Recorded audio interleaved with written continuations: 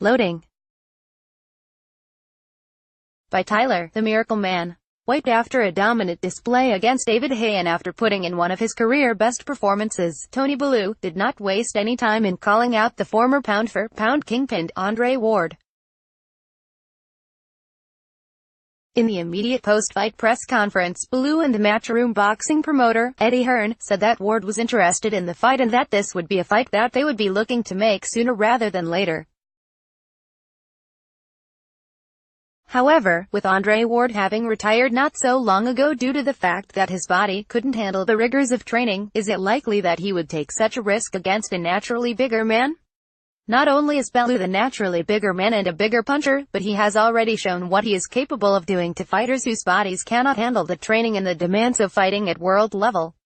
Is that a risk worth taking for a man whose legacy is already etched into the pages of boxing history?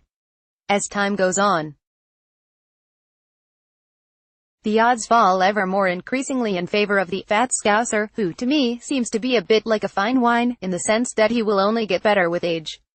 Bellew, who at 35 years old is no spring chicken, looks like he's improving every time he gets in the ring. We've always known that he's got heart, guts and a solid boxing ability, but as he ages his boxing brain grows more and more adept and he probably sees and understands a lot more than when he was a younger and wilder fighter. In contrast, Ward has always fought the wise fight and has boxed smart his whole professional career, knowing when and where to turn up the pace and make things a bit more rough and ragged. The problem, though, lies in his body and whether or not he can get in the ring in the best shape possible, without any injuries, and can he cope with the size advantage of the bomber? Whether or not this fight ever happens, it's interesting as a boxing fan, to try and figure out who would win and how the contest would go. With all things weighed up, I think it could actually turn out to be a real 50-50 fight.